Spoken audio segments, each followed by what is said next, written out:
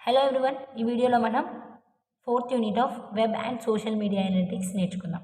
అందులో first topic ఏంటంటే security first insurance deepens connection with policy holders. So ఇక్కడ ఏంటంటే సెక్యూరిటీ ఫస్ట్ ఇన్సూరెన్స్ అనేది ఏంటంటే హోమ్ ఓనర్స్ ఇన్సూరెన్స్ కంపెనీ అనమాట. ఎక్కడుందంటే ఫ్లోరిడా హెడ్లో ఉంది. దాని హెడ్ క్వార్టర్స్ ఎక్కడ అంటే ఓర్మాండ్ బీచ్ దగ్గర ఉందన్నమాట. ఇందులో మనకి 80 ఇన్సూరెన్స్ ప్రొఫెషనల్స్ పనిచేస్తుంటారు. ఎవరిని సర్వ్ చేయడం కోసం అంటే 1,90,000 కస్టమర్స్ని సర్వ్ చేయడం కోసం ఉన్నారనమాట. ఓకే. అయితే బట్ ఇక్కడ ఏంటంటే చాలా ఛాలెంజెస్ని ఫేస్ చేస్తుంది. ఎందుకంటే ఫ్లోరిడాలో మనకి హురికేన్స్ అనేవి వచ్చే ఛాన్సెస్ అనేవి ఎక్కువ ఉన్నాయన్నమాట. హురికేన్స్ అంటే ఏంటంటే సైక్లోన్స్ అనమాట. అయితే పీపుల్ ఏం చేస్తారు, సైక్లోన్స్ వచ్చాయనంటే అక్కడ ఏం జరిగింది, ఏంటి అని చెప్పేసి ఇంట్రెస్ట్‌తోనైనా అక్కడికెళ్ళి చూడడం కోసం వెళ్తూ ఉంటారు. సో, దానివల్ల ఇప్పుడు వాళ్ళకి ఈ ఇన్సూరెన్స్ కంపెనీకి లాస్ అనేది చాలా వచ్చాయన్నమాట. సో, వీళ్ళు ఎలాంటి ఛాలెంజెస్ బాగా ఫేస్ చేస్తున్నారు అంటే హ్యాండ్లింగ్ పోస్ట్ స్ట్రాంగ్ క్లెయిమ్స్. అంటే ఇప్పుడు మనకి ఒక మంత్‌కి ఓన్లీ 100 క్లెయిమ్స్ మాత్రమే ప్రాసెస్ చేస్తున్నారనుకోండి. వాళ్ళకేంటంటే వాళ్ళకి ఉన్న కస్టమర్స్ ఎంతమంది 1,90,000 కస్టమర్స్ ఉన్నారు. బట్ క్లెయిమ్ చేసింది మాత్రం 100 కస్టమర్సే అనుకోండి. అప్పుడేమవుతుంది మనకి, మనకి ప్రాబ్లమ్ అనేది అక్కర్ అవుతుందనమాట. వాళ్ళు కంపెనీ అనేది స్కేల్ అప్ చేసుకోవాలి. ఎంత ఫాస్ట్‌గా పాసిబుల్ అయితే అంత ఫాస్ట్‌గా చేసుకోవాలనమాట. మేనేజ్ చేసుకోవాలి. అంటే ఇంకా క్లెయిమ్స్ అనేవి ఎక్కువ చేసుకోవడానికి ట్రై చేసుకోవాలనమాట. లేకపోతే ఏమవుతుంది, డ్యామేజ్ అయ్యే ఛాన్సెస్ అనేవి ఉంటాయన్నమాట అలా. నెక్స్ట్ ఏంటంటే కస్టమర్ కమ్యూనికేషన్ ఛానెల్స్. అంటే ఇప్పుడు మనకి కస్టమర్ వాళ్ళ యొక్క క్లెయిమ్స్ ఏంటివి అని చెప్పేసి ఏం చేస్తున్నారంటే ఫోన్‌లో కావచ్చు, లేకపోతే ఈమెయిల్‌లో సబ్మిట్ చేస్తున్నారనమాట. ఇప్పుడు పాలిసీ హోల్డర్స్ ఏం చేస్తున్నారంటే ఏజెంట్ రిప్రజెంటేటివ్స్ ఉంటారు కదా! వాళ్ళతో డైరెక్ట్ కనెక్ట్ చేసుకొనేసి డైరెక్ట్ పీపుల్ దగ్గరికెళ్ళి అలాంటివి చేస్తూ ఉంటారనమాట. ఇది ఈ సెక్యూరిటీ ఫస్ట్ ఇన్సూరెన్స్‌కి ఒక ఛాలెంజ్. సోషల్ మీడియా ఇంటిగ్రేషన్ అంటే ఏంటంటే ఇప్పుడు మనకి నార్మల్‌గా ఇంతకుముందు ఏంటంటే ఈమెయిల్ అడ్రెస్ లేకపోతే మెసేజెస్ సోషల్ మీడియా ద్వారా మానిటర్ చేసుకున్నారు insurance. So, Wenner group COO అనేవాళ్ళు ఏంటంటే కస్టమర్‌కి contact methods like phone calls method ద్వారా డైరెక్ట్ ఇంటరాక్ట్ అయ్యారనమాట. దీనికి సొల్యూషన్ ఏంటి? దేన్ని బేస్ చేసుకొనంటే IBM enterprise context management software ద్వారా మనకి ఏమేమి సొల్యూషన్స్ వచ్చాయనంటే సొల్యూషన్స్‌ని మనం సాఫ్ట్‌వేర్ మీడియా క్యాప్చర్ అంటే ఎస్ఎంసీ4 అని కూడా పిలవచ్చనమాట. సో, సొల్యూషన్ క్యాపబిలిటీస్ ఏంటివంటే ఎస్ఎంసీ4 అనేది ఏంటంటే సోషల్ నెట్వర్క్స్ ఇంటరాక్షన్స్ ఉన్నాయి కదా! ప్రతి ఒక్క సెక్యూరిటీ ఫస్ట్‌కి లాగ్ అనేది చేస్తుందనమాట. అంటే అవైలబుల్ అయ్యేటట్టు చేస్తుందనమాట. ఇందులో మనం ఏంటంటే కంటెంట్ ఏంటి, ఇన్‌కమింగ్ ఏంటి, ఔట్‌గోయింగ్ మెసేజెస్ ఏంటివి అని చెప్పేసి ఈజీగా క్యాప్చర్ చేసుకోవచ్చు. Next integration with IBM tools. So, ఇప్పుడు మనం ఇప్పటిదాకా ఏంటంటే కంపెనీ అప్లికేషన్స్‌లో జస్ట్ జనరల్‌గా మెయిల్స్ లాంటివి, ఇలాంటివి చేసాం కదా! ఇక్కడేంటంటే ఎంటర్ప్రైజ్ కంటెంట్ మేనేజ్మెంట్ సాఫ్ట్‌వేర్ ఏం చేసిందంటే ఈజీ ఇంటిగ్రేషన్ అనేది ఈ కంపెనీ అప్లికేషన్స్ క్రిటికల్‌గా ఉండే అప్లికేషన్స్ ఉంటాయి కదా! వాటికి టూల్స్ ద్వారా ఈజీ ఇంటిగ్రేషన్ అయ్యేటట్టు చేసిందనమాట. నెక్స్ట్ క్లెయిమ్స్ ప్రాసెస్ అంటే ఏంటంటే మనం పోస్ట్‌లు గాని, లేకపోతే ఈమెయిల్స్‌ని యూజ్ చేసుకొని ఇన్ఫర్మేషన్‌ని ఎక్స్ట్రాక్ట్ చేస్తున్నామనమాట. అంటే క్యాప్చర్ చేసుకుంటున్నాం. నెక్స్ట్ ప్రయారిటైజింగ్ కమ్యూనికేషన్ అంటే ఏంటంటే ఇప్పుడు హురికేన్స్ రావడం వల్ల పాలిసీ హోల్డర్స్‌కి ఏంటంటే అసిస్టెన్స్ కావాల్సొస్తుంది. అండ్ అడ్రెస్ ఎక్కడుంది అని చెప్పేసి అడ్రెస్‌ని ఫాస్ట్‌గా రీచ్ అవ్వడం లాంటి కేసెస్ అనేవి వచ్చాయన్నమాట. ఓకే. అయితే ఇప్పుడు ఏంటంటే ఓవరాల్‌గా చూసినట్లయితే ఇప్పుడు మనకి ఈ సెక్యూరిటీ ఫస్ట్ ఇన్సూరెన్స్ అనేది మనకి ఈ పాలిసీ హోల్డర్స్‌కి కనెక్షన్ ఎలా ఉందంటే ఇప్పుడు పాలిసీ హోల్డర్స్‌కి చాలా డిమాండ్ ఎక్కువ. అంటే ఫర్ ఎగ్జాంపుల్ వీళ్ళు సైక్లోన్స్ రావడం వల్ల ఎలాంటి డిస్టర్బెన్సెస్ వస్తున్నాయి అని చెప్పేసి పాలిసీ హోల్డర్సే కదా చూసుకునేది. ఈ ఇన్సూరెన్స్ కంపెనీ వాళ్ళకేంటంటే కొంచెం డౌన్‌ఫాల్ అనేది జరుగుతుంది. అదే పాలిసీ హోల్డర్స్‌తోని గనుక కనెక్షన్ పెట్టుకున్నారే అనుకోండి, కొంచెం ఎంత కాదన్నా కొంచెమన్నా వాళ్ళకి ప్రాఫిట్ వచ్చే ఛాన్సెస్ ఉన్నాయని చెప్పేసి కనెక్షన్స్ అనేవి పెట్టుకున్నారనమాట. దీనివల్ల మనకి బెనిఫిట్స్ ఏంటివంటే కంప్లెయింట్ హ్యాండ్లింగ్స్. సో, కంప్లెయింట్‌ని ఎలా హ్యాండిల్ చేయాలని చెప్పేసి హ్యాండిల్ చేస్తుంది. రూటింగ్ చేస్తుంది. మెసేజ్‌ని ప్రయారిటైజ్ చేయడం కోసం యూజ్ చేస్తున్నాం. ఎఫిషియెంట్‌గా వర్క్ చేయడం కోసం, ర్యాపిడ్‌గా ఉండేటట్టు చేయడం కోసం, customer connection and data integration ఇవన్నీ బెనిఫిట్స్ అనమాట. నెక్స్ట్ టాపిక్ వచ్చేసి web mining overview. Web mining overview అంటే ఏంటంటే ఇప్పుడు మనకి ఇంటర్నెట్ అనేది బిజినెస్ ల్యాండ్‌స్కేప్‌లో ఎలా చేంజ్ అయింది అని చెప్పేసి చూపిస్తుందనమాట వెబ్ మైనింగ్ అనేది. ఓకే. కంపెనీస్‌కి కస్టమర్ యొక్క ఒపీనియన్ ఏంటిది అని చెప్పేసి తెలుస్తుందనమాట. ఓకే. మళ్ళీ కస్టమర్స్ యొక్క ఒపీనియన్ తెలుసుకున్న తర్వాతకి వాళ్ళకి బిగ్గెస్ట్ ఛాలెంజ్ ఏంటిది? లేకపోతే డ్యూ టు దేనివల్ల అంటే కాంపిటీషన్ కావచ్చు, లేకపోతే మార్కెట్ చేంజ్ అవుతుంది కదా! రోజు రోజుకి ట్రెండ్స్ మారుతున్నాయి కదా! అలాంటి వల్ల ఛాలెంజెస్ ఏంటివి అని చెప్పేసి ఈజీగా తెలుసుకోవచ్చనమాట. ఓకే. ఈ వెబ్ మైనింగ్ ఏంటంటే మనకి ఇంటర్నెట్ యొక్క గ్రోత్ ఏంటి? ఓకే. ఆ ఇంటర్నెట్ యొక్క గ్రోత్ అనేది మనకి డేటా క్రియేషన్‌లో, కలెక్షన్‌లో, ఎక్స్‌చేంజ్‌లో ఎలాంటి చేంజెస్ అనేది తెచ్చింది అనేది తెలుస్తుందనమాట. నెక్స్ట్ సోషల్ మీడియా అండ్ వెబ్‌ని యూజ్ చేసుకొని కంపెనీస్ కస్టమర్ యొక్క ఒపీనియన్ ఏంటి? వాళ్ళతోని కమ్యూనికేట్ అవ్వడం ఎలా అని చెప్పేసి తెలుసుకున్నారు. నెక్స్ట్ ఏంటంటే డేటా అనేది లాట్స్ ఆఫ్ డేటా అనేది వస్తుంది. అండ్ టెక్స్ట్ కూడా వస్తుంది. అండ్ దాన్ని ఎలా గ్రో చేయాలి ఫాస్ట్‌గా అని చెప్పేసి తెలుసుకుంటామనమాట. ఈ వెబ్ మైనింగ్‌లో మనకేంటంటే హోమ్ పేజ్ లింక్స్ ఉంటాయి, సైట్స్ ఉంటాయి, ఆర్గనైజేషన్స్ ఉంటాయి, ఇంటిగ్రేషన్స్ ఉంటాయి, సెర్చ్ ఉంటుంది. లేకపోతే ఇంకా మోర్ డేటా చాలా డేటా అనేది ఉంటుందనమాట. మైనింగ్ చేయడం అనేది కొంచెం టఫ్ ఉంటుంది. ఎందుకంటే మనకి వెబ్ అంటే ఏంటంటే హై సైజ్ అండ్ కాంప్లెక్సిటీ ఉంటుంది. హై సైజ్ అని ఎందుకు అంటున్నామంటే మనం లాట్స్ ఆఫ్ డేటా ఉంటుంది, టెక్స్ట్ ఉంటుంది. మనకి డేటా అనేది డే బై డే చేంజ్ అవుతుంది కాబట్టి ఇందులో డేటా అనేది చాలా ఉంటుంది కాబట్టి సైజ్ అనేది ఎక్కువ అండ్ కాంప్లెక్సిటీ కూడా ఎక్కువ ఉంటుంది. Challenges of data mining on the web. So data మైనింగ్లో ఛాలెంజెస్ ఏంటివి వెబ్లో అంటే ఏంటంటే according to the Han and Kamber అనే పర్సన్స్ ఏం చేశారంటే వాళ్ళు కొన్ని ఇష్యూస్ చెప్పారు. అందులో ఫస్ట్ ఏంటంటే web is too big. Web అనేది చాలా బిగ్. మనం ఇందాక చెప్పాను కదా, ఇప్పుడు మనకి వెబ్ అనేది రోజు రోజుకి ఇంకా గ్రో అవుతూనే ఉందన్నమాట. తగ్గట్లేదు కానీ ఇంకా గ్రో అవుతూనే ఉంది. ఫర్ ఎగ్జాంపుల్ గూగుల్లోకి వెళ్ళారు. గూగుల్‌లో ఎప్పటి నుంచో డేటా అనేది కలెక్ట్ చేసుకొని ఉంటుంది. అండ్ న్యూగా యాడ్ చేసే డేటా కూడా ఉంటుంది. అంటే డేటా అనేది ఏంటి ఇక్కడ లార్జ్ సైజ్‌లో ఉంటుందన్నమాట. కాబట్టి వెబ్ అనేది ఏంటంటే రోజు రోజుకి ఇంకా ఫాస్ట్‌గా గ్రో అవుతుంది. అండ్ ఎంత పెద్దగా ఉందని చెప్పేసి కూడా మనం చెప్పలేమనమాట. దీనివల్ల డేటా వేర్ హౌస్‌ని సెట్ చేయడం గానీ, స్టోర్ చేసుకోవడం, ఇంటిగ్రేట్ చేయడము, డేటా మొత్తాన్ని అనేది కొంచెం హార్డ్ అవుతుంది అని చెప్పేసి చెప్పారు. ఫస్ట్ ఇష్యూ ఏంటంటే the web is too big. Next the web is too complex. ఇప్పటిదాకా ఏమన్నాము? టూ బిగ్ అంటే పెద్దగా ఉందన్నాం. కాంప్లెక్స్ అంటే ఏంటంటే సింపుల్‌గా కాకుండా కొంచెం కాంప్లెక్స్‌గా ఉంటుందన్నమాట. ఓకే. ఇప్పుడు మనకి ట్రెడిషనల్ టెక్స్ట్ డాక్యుమెంట్స్ ఉంటాయి కదా! వాటితో పోలిస్తే వెబ్ అనేది కొంచెం కాంప్లెక్స్‌గా ఉంటుంది. ఇందులో మనకి డిఫరెంట్ స్టైల్స్ ఉంటాయి. అండ్ కంటెంట్ వేరియేషన్స్ అనేవి కూడా ఉంటాయన్నమాట. Next web is two dynamic. Two dynamic అంటే ఏంటంటే చేంజబుల్. ఊకూకే చేంజ్ అవుతూ ఉంటుందన్నమాట. కాన్స్టాంట్‌గా చేంజ్ అవుతూనే ఉంటుంది. లైక్ న్యూస్ కావచ్చు, ప్రైస్ కావచ్చు, అడ్వర్టైజ్మెంట్స్ కావచ్చు, అప్డేట్ ఇవన్నీ ఏంటంటే రోజు రోజుకి అప్డేట్ అవుతూ ఉంటాయన్నమాట. అంటే డైనమిక్‌గా ఉంటుందని చెప్పేసి చెప్తున్నాను. Web isn't specific to A domain. So ఇప్పుడు మనకి ఈ వెబ్ అనేది బిలియన్స్ ఆఫ్ యూజర్స్‌కి కనెక్ట్ అవుతుంది. బ్యాక్‌గ్రౌండ్ కావచ్చు, లేకపోతే ఇంట్రెస్ట్ బేస్ చేసుకోండి బిలియన్స్ ఆఫ్ యూజర్స్‌కి కనెక్ట్ అవుతుందనమాట. ఓకే. యూజర్‌కి ఇన్ఫర్మేషన్ నెట్వర్క్ స్ట్రక్చర్‌ని ఎలా ఏంటి అనేది తెలవకపోవచ్చు. లేకపోతే కాస్ట్ ఆఫ్ ద సెర్చ్ ఏంటి అని చెప్పేసి తెలవకుండా ఉండొచ్చనమాట. అలాంటి ఛాన్సెస్ అనేవి ఉంటాయి.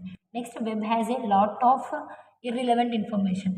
సో 99% ఆఫ్ ద ఇన్ఫర్మేషన్ అనేది యూజ్‌లెస్ అయ్యే ఛాన్సెస్ ఉంటాయన్నమాట యూజర్‌కి. ఇప్పుడు ఫర్ ఎగ్జాంపుల్ మీ గూగుల్‌లోకెళ్ళి అందులో లేని డేటాని ఫర్ ఎగ్జాంపుల్ అందులో ఏదో డేటా లేదు. మీరు దాన్నే సెర్చ్ చేస్తున్నారనుకోండి, చాలా డేటా అనేది వేరే వేరే డేటా అనేసి వస్తూ ఉంటుందనమాట. అందులో మనకి యూజ్ అయ్యేది 1% ఉంటే, యూజ్‌ఫుల్ కానిది ఏంటంటే 99% అయ్యే ఛాన్సెస్ ఉంటుంది. అంటే మనం అడిగింది ఒకటైతే ఇర్రిలెవెంట్ ఇన్ఫర్మేషన్ అనేది వచ్చే ఛాన్సెస్ అనేవి ఎక్కువుంటాయన్నమాట. ఈ ఛాలెంజెస్ అనేవి ఏంటంటే రీసెర్చ్ అనేది వెబ్ డిక్షనరీ అండ్ మోర్ ఎఫిషియెంట్‌గా చేయడానికి యూజ్‌ఫుల్ అయిందనమాట. ఈ ఛాలెంజెస్‌ని బేస్ చేసుకొని ఇంకోసారి అలాంటి ప్రాబ్లమ్స్ రాకుండా ఉండాలి అని చెప్పేసి చేయడం జరిగేది. నెక్స్ట్ టాపిక్ వచ్చేసి వెబ్ మైనింగ్. అయితే ఇప్పుడు మనకేంటంటే మనకి యూజ్‌ఫుల్ ప్యాటర్న్ ఏంటి? Relationship from large amount of డేటాలో నుంచి అంటే ఎక్కువ ఉన్న డేటాలో నుంచి రిలేషన్‌షిప్స్ ఎలా ఫైండ్ ఔట్ చేయడం అనేవి ఇలాంటివి డిస్కవర్ చేసి ఎక్స్ట్రాక్ట్ చేయడం కోసం వెబ్ మైనింగ్‌ని యూజ్ చేస్తున్నామనమాట. సో ఇందులో మనకి వెబ్ మైనింగ్‌లో టైప్స్ ఉన్నాయన్నమాట. ఫస్ట్ వన్ ఏంటంటే web content mining. Web content mining అంటే ఏంటంటే ఇప్పుడు మనకి వెబ్ పేజెస్ కావచ్చు, టెక్స్ట్, ఇమేజెస్, అదర్ మీడియాస్ నుంచి ఇన్ఫర్మేషన్‌ని ఎక్స్ట్రాక్ట్ చేయడం. దాన్ని వెబ్ కంటెంట్ మైనింగ్ అని చెప్పేసి అంటాం.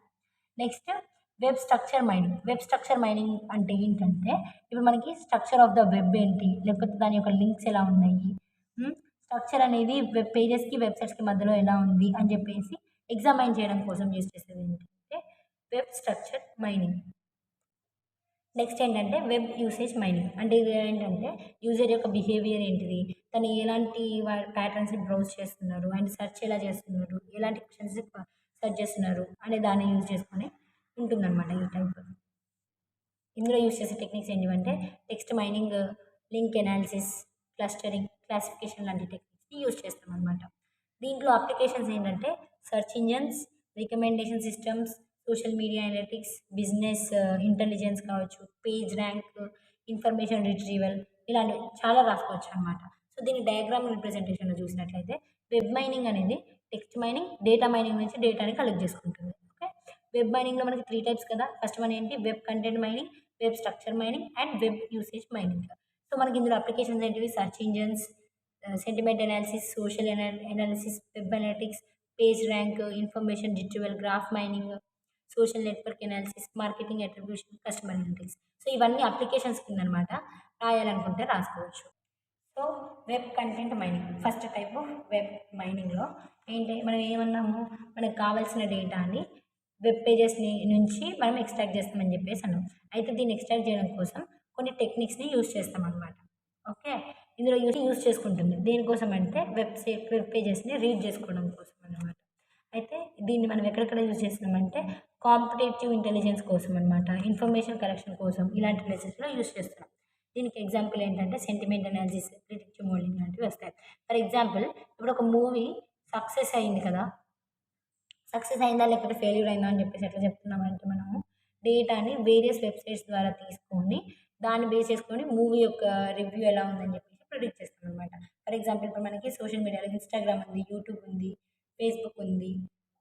ఇలాంటి వాటిలో నుంచి ప్రతి ఒక్క సోషల్ మీడియా నెట్వర్క్ అంటే సోషల్ మీడియా నుంచి వెబ్‌సైట్స్ ద్వారా నెట్వర్క్ డేటాని తీసుకొని మూవీ యొక్క ప్రిడిక్షన్ అనేది చేస్తున్నామనమాట. నెక్స్ట్ టాపిక్ ఏంటంటే వెబ్ స్ట్రక్చర్ మైనింగ్ అంటే సెకండ్ టైప్ అనమాట ఇది. వెబ్ మైనింగ్‌లో సెకండ్ టైప్. సో ఇదేం చేస్తుందంటే హైపర్ లింక్స్ వెబ్ పేజెస్ మధ్యలో ఉన్న హైపర్ లింక్స్ ఎలా ఉన్నాయని చెప్పేసి చూపిస్తుందనమాట. హైపర్ లింక్స్ అనేవి ఏంటంటే పేజెస్ యొక్క సెంట్రాలిటీ ఏంటి అని చెప్పేసి ఇండికేట్ చేస్తుంది. లింక్స్ ఏం చూపిస్తున్నాయంటే పేజెస్ యొక్క ఇంపార్టెన్స్ ఏంటి అని చెప్పేసి చూపిస్తుంది. ఇది మనం సెర్చ్ ఇంజిన్ రిజల్ట్స్ ఉంటాయి కదా! వాటిని ఎన్హాన్స్ చేయడం కోసం యూజ్ చేస్తామనమాట. వెబ్ కంటెంట్ ఏం చేస్తుందంటే కలెక్ట్ చేసి వాలిడేట్ చేయడం కోసం మల్టిపుల్ డేటా నుంచి వచ్చిన డేటాని కలెక్ట్ చేసి అండ్ వాలిడేట్ చేయడం కోసం యూజ్ చేస్తామన్నమాట. సెర్చ్ ఇంజిన్స్ ఎందుకు యూజ్ చేస్తున్నామంటే వెబ్ కంటెంట్ ఏంటి, స్ట్రక్చర్ ఎలా ఉంది అని చెప్పేసి అండ్ స్ట్రక్చర్ని ఎలా ఇంప్రూవ్ చేయాలి అని చెప్పేసి చెప్పడం కోసం సెర్చ్ ఇంజిన్స్ని యూజ్ చేస్తున్నామన్నమాట. Next hubs and authorities. Hubs అంటే ఏంటంటే పేజెస్ అనమాట. అయితే పేజెస్ అనేవి స్పెసిఫిక్ టాపిక్ దగ్గర ఎలా లింక్ అయి ఉన్నాయి అని చెప్పేసి చెప్పడం కోసం చేస్తున్నాం అనమాట. సో అథారిటీస్ అనేవి ఏంటంటే ఇవి కూడా పేజెసే. ఇవి ఏం చేస్తున్నాయంటే మెనీ చాలా పేజెస్‌తోని కనెక్ట్ అయ్యి ఉంటే దాన్ని మనం అథారిటీస్ అంటాం. హబ్స్ అంటే ఏంటంటే ఒకటే పేజ్‌ని స్పెసిఫిక్ టాపిక్‌కి ఎలా లింక్ చేస్తున్నామని చెప్పేది ఏంటంటే హబ్స్ అనమాట. హబ్స్ అన్నిటిని కలిపితే మనకొచ్చేది ఏంటంటే అథారిటీస్ అనమాట. వీటి వల్ల మనకి యూజ్ ఏంటంటే క్వాలిటీ కంటెంట్ అనేది ఇంప్రూవ్ చేయొచ్చనమాట. ఓకే. ఇప్పుడు మనకి హై క్వాలిటీ కంటెంట్ ఏది అని చెప్పేసి ఫైండ్ ఔట్ చేయడం కోసం useful. Next hits algorithm. Hits algorithm అంటే ఏంటంటే hyper link induced topic search అనమాట. ఇదేంటంటే ఇదొక పాపులర్ ఆల్గారిథమ్. దేనికోసం యూజ్ చేస్తామంటే హబ్స్ అండ్ అథారిటీస్‌ని కాలిక్యులేట్ చేయడం కోసం యూజ్ చేస్తాం. నెక్స్ట్ టాపిక్ వచ్చేసి సెర్చ్ ఇంజిన్స్. సెర్చ్ ఇంజిన్ అనేది ఏంటంటే డబ్ల్యూడబ్ల్యూడబ్ల్యూ అంటే వరల్డ్ వైడ్ వెబ్ ఉంది కదా! అందులో ఉండే స్టఫ్ అంటే లైక్ ప్రొడక్ట్స్ కావచ్చు, సర్వీసెస్ ఇలాంటివి ఫైండ్ ఔట్ చేయడం కోసం సెర్చ్ ఇంజిన్ అనే దాన్ని యూజ్ చేస్తామనమాట. ఓకే. యూజర్ ఏంటంటే దీన్ని యూజ్ చేసుకొని ఈ స్టఫ్‌ని యూజ్ చేసుకొని రీసెర్చ్ చేస్తారు. ఆ ప్రొడక్ట్ కావచ్చు, ఆ సర్వీస్ మీద రీసెర్చ్ చేసి వాని యొక్క ప్లేస్ ఏంటి, పీపుల్‌ని కలవడం లాంటివి చేస్తారనమాట. గూగుల్ యొక్క సక్సెస్ అనేది మనకి సెర్చ్ ఇంజిన్ అనేది ఎలా యాక్టివిటీ యొక్క ఇంటర్నెట్ యాక్టివిటీని ఎలా చూపిస్తుంది అని చెప్పేసి చూపిస్తుంది. ఇది దేన్ని చేసుకొని సెర్చ్ చేస్తుంది అంటే ఇది ఒక సాఫ్ట్‌వేర్. ఇది డాక్యుమెంట్స్ యూజ్ చేసుకొని సెర్చింగ్ అనేది చేస్తుంది. సో సెర్చ్ ఇంజిన్ అనేది లాట్స్ ఆఫ్ క్వెషన్స్‌ని ఒక్క రోజులోనే లాట్స్ ఆఫ్ క్వెషన్స్‌ని హ్యాండిల్ చేయడం లాంటివి చేస్తుంది. ఎఫెక్టివ్‌గా వర్క్ చేస్తుంది అండ్ ఎఫిషియన్సీగా ఉంటుందన్నమాట. సెర్చ్ ఇంజిన్‌లో మనకి 2 మెయిన్ సైకిల్స్ ఉంటాయి. ఫస్ట్ వన్ ఏంటంటే డిప్లాయ్‌మెంట్ సైకిల్ అంటే ప్రొడక్షన్‌లో యూజ్ చేసేది. సెకండ్ ఏంటంటే రెస్పాండింగ్ సైకిల్ రిటైల్‌లో యూజ్ చేసేది. డెవలప్మెంట్ సైకిల్ అంటే ఏంటంటే ఇది ఒక ప్రొడక్షన్ లైన్ అనమాట. ఇందులో మనము మ్యానుఫ్యాక్చర్, ఇన్వెన్షన్ లాంటివి డాక్యుమెంట్ లేకపోతే పేజెస్ని మ్యానుఫ్యాక్చర్ అండ్ ఇన్వెంటరీ ఎలా ఉంది అని చెప్పేసి చూపిస్తుంది. ఓకే. ఇది మెయిన్గా దేనికి అంటే వెబ్ క్రాలర్ అండ్ డాక్యుమెంట్ ఇండెక్సర్ గురించి చూపిస్తుంది అనమాట. డెవలప్మెంట్ సైకిల్ అనేది డేటాబేస్కి మనకి ఒక డేటాబేస్ని క్రియేట్ చేస్తుంది అనమాట. డాక్యుమెంట్స్ పేజెస్ని యూజ్ చేసుకొని ఇది మొత్తం ఆర్గనైజ్ చేసేది ఎవరంటే కంటెంట్ అండ్ ఇన్ఫర్మేషన్ వాల్యూ అనేది ఆర్గనైజ్ చేసుకుంటుంది. సో క్రాలర్ అని అన్నాం కదా. సో వెబ్ క్రాలర్ అంటే ఏంటంటే ఒక స్పైడర్ లెక్క, అంటే బ్రౌజ్ ద వెబ్ని బ్రౌజ్ చేయడము, పేజెస్ని ఫేస్ చేయడము, మనం కాపీస్ కూడా చేయడం అనమాట. ఎందుకంటే ఇవన్నీ చేయడం వల్ల తర్వాతకి ప్రాసెసింగ్కి యూస్ఫుల్ అవ్వడం కోసము బ్రౌజింగ్ అండ్ ఫెచ్చింగ్ కాపీస్ అనేది చేస్తున్నాం అనమాట. దాన్ని మనం వెబ్ క్రాలర్ అని చెప్పి అంటున్నాం. ఇది ఎలా స్టార్ట్ చేస్తున్నామంటే యూఆర్ఎల్స్ ఉంటాయి కదా, వాటిని లిస్ట్ చేస్తున్నాం అనమాట. దేని నుంచి అంటే వెబ్ మాస్టర్స్ లేకపోతే హైపర్ లింక్స్ నుంచి యూజ్ చేసుకొని ఇవన్నిటిని క్రాల్డ్ పేజెస్లో పెడుతున్నాం అనమాట. నెక్స్ట్ డాక్యుమెంట్ ఇండెక్సర్ అంటే ఏంటంటే ఇప్పుడు మనము ఫెచ్డ్ డేటాని తీసుకున్నాం కదా, దాన్ని ప్రాసెస్ చేస్తుంది. ఓకే, దాన్ని ప్రాసెస్ చేయడం కోసం యూజ్ చేస్తాం అనమాట. అండ్ దాన్ని ఎక్కడ ప్లేస్ చేస్తుందంటే సర్చబుల్ డేటాబేస్లో, అంటే మనకి ఫెచ్డ్ డేటాని తీసుకొని దాన్ని ప్రాసెస్ చేసి దాన్ని సర్చబుల్ డేటాబేస్లో ప్లేస్ చేస్తుంది అనమాట. ఇందులో మనకి 3 స్టెప్స్ ఉంటాయి. ఫస్ట్ వన్ ఏంటంటే pre processing the document pre processing అంటే హ్యాండిల్ ద మిస్డ్ వాల్యూస్, లేకపోతే ప్రాసెసింగ్ అనేది మళ్ళీ చేయడం లాంటివి చేస్తుంది. నెక్స్ట్ పార్సింగ్ అంటే ఏంటంటే ఒక ప్లేస్లో లైన్ వైజ్గా పెట్టడం లాంటివి చేస్తుంది. Next creating the term by document matrix. So దీన్ని యూజ్ చేసుకొని టర్మ్ని క్రియేట్ చేస్తాం. దేంట్లో అంటే డాక్యుమెంట్ మ్యాట్రిక్స్ని యూజ్ చేసుకోండి. నెక్స్ట్ రెస్పాన్స్ సైకిల్ అనేది ఏంటంటే క్వశ్చన్స్ని అనలైజ్ చేయడం మీద ఫోకస్ చేస్తుంది. రెస్పాన్స్ సైకిల్ అనేది ఏంటంటే క్వెరీ అనలైజర్ మీద ఫోకస్ చేస్తుంది. ఇది మనకి WSMA గురించి, అంతేకాకుండా page rank algorithms, page rank అనేది ఎలా వర్క్ అయింది అని చెప్పేసి చూపిస్తుంది అనమాట. అయితే మనకి క్వెరీ అనలైజర్ ఏం చేస్తుందంటే యూజర్ సెర్చ్ రిక్వెస్ట్ని స్టాండర్డైజ్డ్ డేటా స్ట్రక్చర్లోకి కన్వర్ట్ చేస్తుంది. దేనికోసం అంటే మ్యాచింగ్ కోసం, డాక్యుమెంట్ డేటాబేస్లో మ్యాచింగ్ కోసం ఇలా కన్వర్ట్ చేస్తుంది అనమాట. ఓకే, డాక్యుమెంట్ ర్యాంకర్ అనేది ఫైండ్ చేసి అండ్ రిలవెంట్ డాక్యుమెంట్లోకి ర్యాంక్ చేస్తుంది, అంటే రిలవెంట్ డాక్యుమెంట్లోకి ప్లేస్ చేస్తుంది అనమాట. ఓకే, ఎర్లీగా మనం సెర్చ్ ఇంజన్స్ ఏం చేసాయంటే కీవర్డ్ మ్యాచింగ్ని యూజ్ చేసుకున్నాయి. అయితే గూగుల్ ఏం చేసిందంటే పేజ్ ర్యాంక్ని ఇంట్రడ్యూస్ చేసింది. దీనివల్ల ఏంటంటే మనకి ర్యాంకింగ్లో బెస్ట్ రిజల్ట్స్ వస్తాయన్నమాట. పేజ్ ర్యాంక్ అనేది ఒక లింక్ ఎనాలిసిస్ ఆల్గరిథం.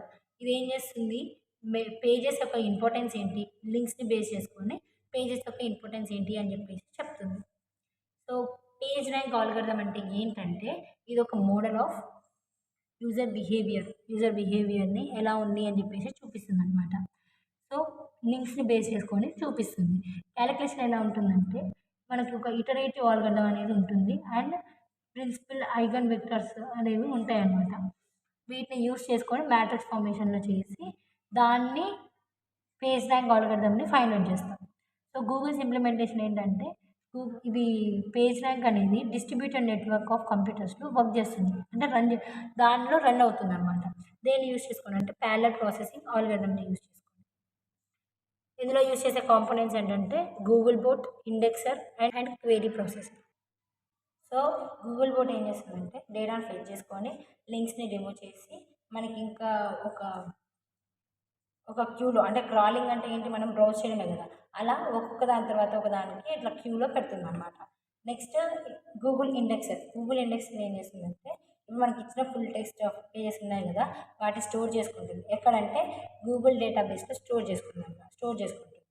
ఇప్పుడు ఇవి ఏంటంటే ఆల్ఫాబెటికల్ ఆర్డర్లో సర్చింగ్ అనేది చేసుకోవచ్చు.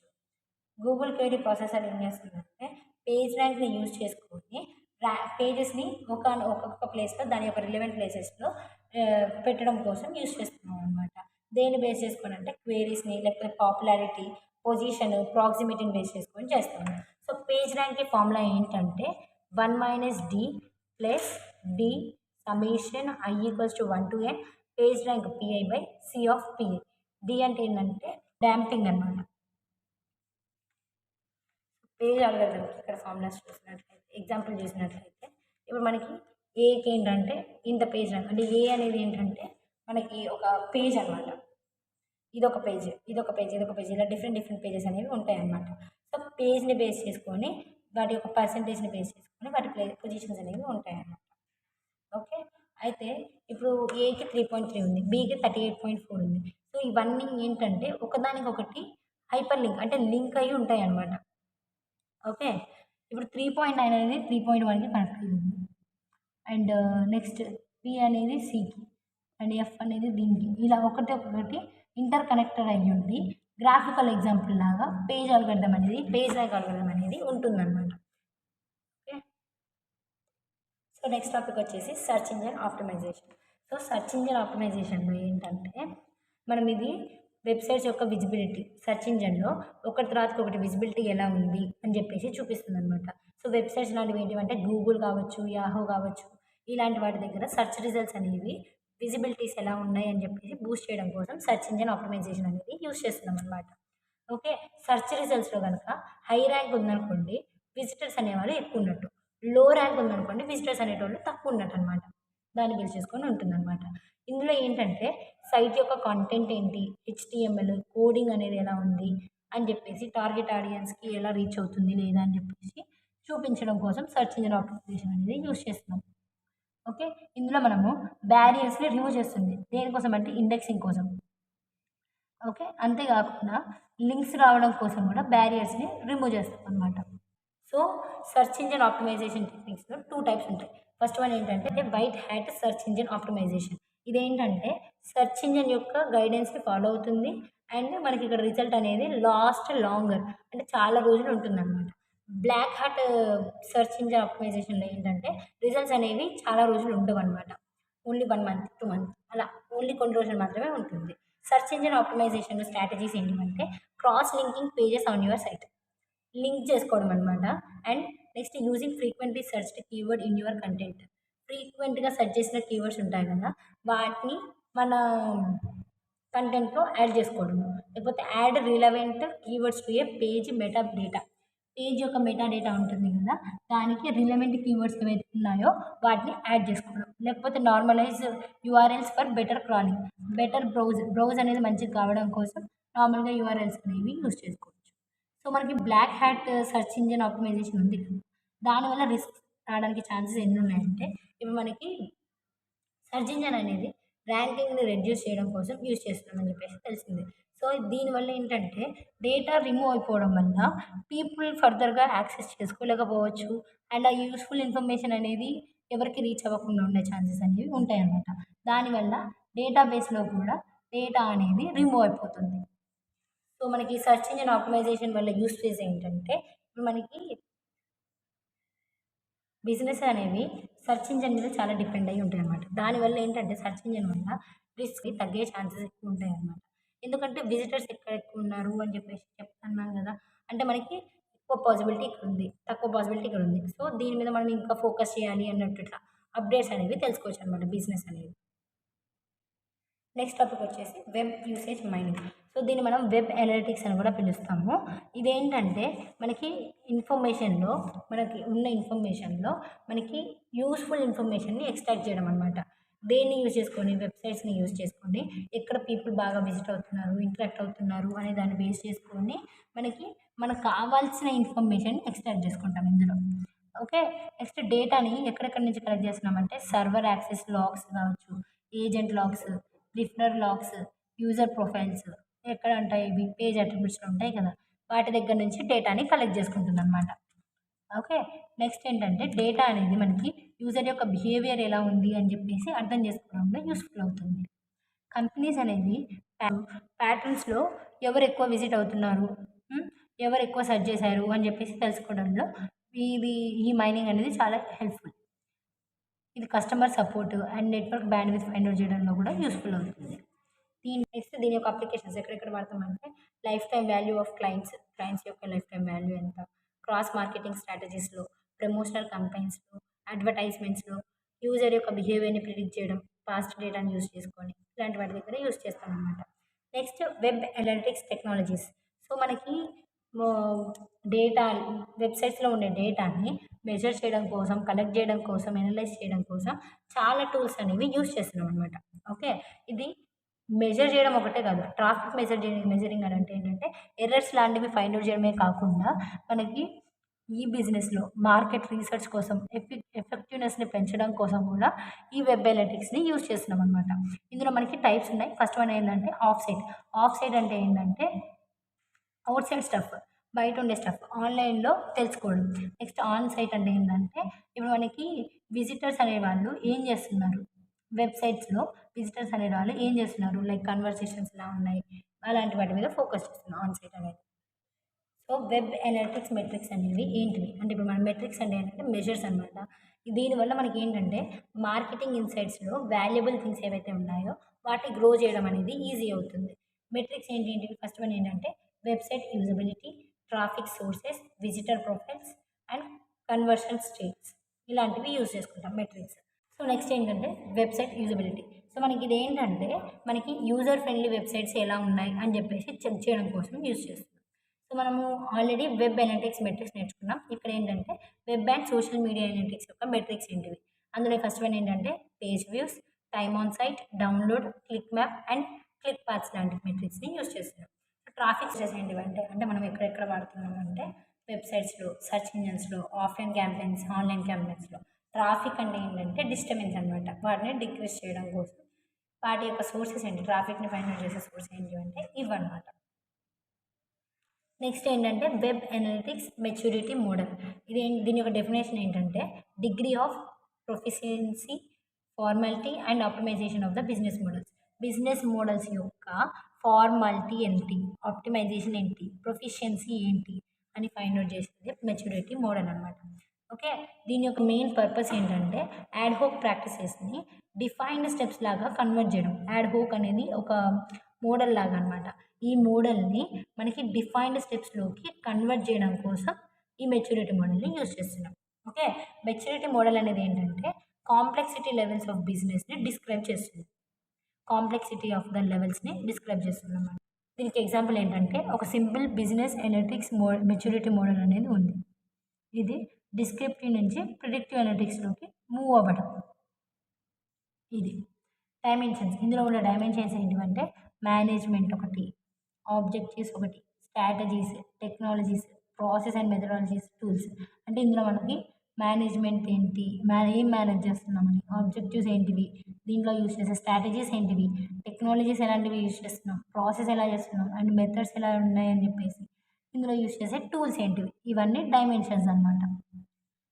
Proficiency levels. So proficiency, degree of the proficiency అని అన్నాం కదా, దాని యొక్క లెవెల్స్ ఎలా ఉంటాయంటే ఇప్పుడు ప్రతి ఒక్క డైమెన్షన్కి 0 అనలిటిక్స్ నుంచి 5 అనలిటిక్స్ కంపిటెంట్ అనేవి ఉంటాయి. అంటే ఇప్పుడు డైమెన్షన్స్ అంటే ఏంటివి, మేనేజ్మెంట్, ఆబ్జెక్టివ్స్, స్ట్రాటజీస్ ఇవన్నీ ఉన్నాయి కదా, వాటికి ప్రతి ఒక్క దానికి ఏంటంటే మనకి 0 అనలిటిక్స్ నుంచి 5 అనలిటికల్ కాంపిటెంట్ వరకు ఉంటాయి అన్నమాట. సో అవి ఏంటివి అంటే 0 అంటే ఇంపేర్డ్ అంటే ఏంటంటే లిమిటెడ్ రిసోర్సెస్, కొన్ని మాత్రమే ఉంటాయి. నెక్స్ట్ ఇనిషియేటెడ్ అంటే ఏంటంటే మెట్రిక్స్ నుంచి స్పెసిఫిక్ ఏరియాస్కి ఆప్టిమైజ్ చేయడం. నెక్స్ట్ ఆపరేషనల్, పర్ఫార్మెన్స్ని ఇండికేట్ చేయడం.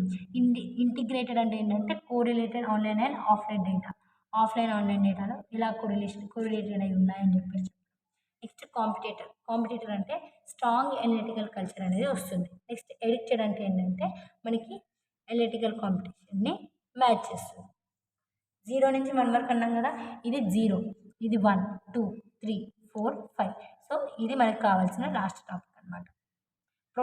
ప్రొఫిషియన్సీ లెవెల్స్ ఏంటివి అంటే 0 నుంచి 1 దాకా ఉంటాయి. ఆ లెవెల్స్ అనేవి ఎన్ని ఉంటాయి, 6 ఉంటాయి. అవేంటివి, impaired, initiated, operational, integrated, competitor and addicted. So మనం ఇందులో 0 నుంచి 5 దాకా అనలిటిక్స్ అనేవి ఉంటాయని చెప్పేసి అన్నాం కదా, అవి ఇన్వెన్షన్స్ ఏంటివి, టూల్స్, మేనేజ్మెంట్, ఆబ్జెక్టివ్, స్కోప్ అంటే స్ట్రాటజీస్, రీసోర్సెస్ అంటే టెక్నాలజీస్, మెథడాలజీస్, ప్రాసెస్ అనమాట. సో ఇందులో టూల్స్ ఏంటివి, స్ట్రాటజికల్గా ఉండొచ్చు, CRM, marketing, optimisation, web metrics, web అనలిటిక్స్లో ఇలాంటి వాటిలలో యూస్ చేస్తాం అనమాట. మెథడాలజీస్ అనేవి align methodologies, continuous process, team method, analyst own, no methodologies, ఇలాంటి మెథడాలజీస్ అనేవి ఉంటాయి. రీసోర్సెస్ ఎలా ఉంటాయి కూడా కొన్ని రీసోర్సెస్ ఏంటివి అంటే కొన్ని టెక్నాలజీస్ ఏంటివి, స్కోప్లో కొన్ని స్ట్రాటజీస్ ఏం యూస్ చేస్తున్నాం, ఆబ్జెక్టివ్స్లో ఏంటి, మేనేజ్మెంట్లో ఏంటి అని చెప్పేసి ఒక డయాగ్రమాటికల్ రిప్రజెంటేషన్లో చూపించచ్చు అనమాట. Next web analytics tools. ఇందులో యూస్ చేసే టూల్స్ ఏంటివంటే ఫస్ట్ వన్ ఏంటంటే Google web analytics. Google web analytics tools ఏంటంటే కన్వర్షన్స్ని డీటెయిల్గా చూపించడం కోసం ఈ టూల్ని యూస్ చేస్తాం. Next Yahoo web analytics. ఇదేంటంటే మనకి గూగుల్ వెబ్ అనలిటిక్స్కి ఆల్టర్నేటివ్ అనమాట, ఇది కాకపోతే ఇది. Next open web analytics. Open web analytics ఏంటంటే ఇది ఒక ఓపెన్ సోర్స్ సాఫ్ట్వేర్ అనమాట. దేనికోసం యూజ్ చేస్తున్నామంటే ట్రాక్ చేయడం కోసం యూజ్ చేస్తున్నాం. నెక్స్ట్ పివిక్. పివిక్ అనేది ఒక ప్లాట్ఫామ్ సెల్ఫ్ హోస్టెడ్ కోసం యూజ్ చేస్తున్నాం. Next five start. Five start అంటే ఏంటంటే MySQL వెబ్ అనలిటిక్స్ ఉంటుంది కదా, దాని యొక్క యాప్ అనమాట ఇది. Next site meter. Site meter అంటే ఏంటంటే మనకి కౌంటర్స్ని ప్రొవైడ్ చేయడం కోసం, ఇన్ఫర్మేషన్ ట్రాక్ చేయడం కోసం ఈ సైట్ మీటర్ని యూజ్ చేస్తాం. నెక్స్ట్ ఊప్రా. ఊప్రా అంటే ఏంటంటే కస్టమర్ యొక్క అనలిటిక్స్ రియల్ టైంలో ఎలా ఉన్నాయని చెప్పేసి చూపించడం కోసం యూజ్ చేసే tool. Next stat. A W stats అంటే ఏంటంటే ఇప్పుడు మనకి ఇది కూడా ఒక ఓపెన్ సోర్స్ అనమాట. దీన్ని డేటాని ఎనలైజ్ చేయడం కోసం యూజ్ చేస్తున్నాం. Next snoop. స్నూప్ అంటే ఏంటంటే ఒక డెస్క్టాప్ యాప్ అనమాట ఇది. నెక్స్ట్ మొచిబోట్ అనేది ఏంటంటే ఇది ఫ్లాష్ అసెట్స్ కోసం ఒక వెబ్ అనలిటిక్స్ టూల్స్ లాగా యూజ్ చేస్తాం అనమాట. ఇది overall 4th unit. Thank you.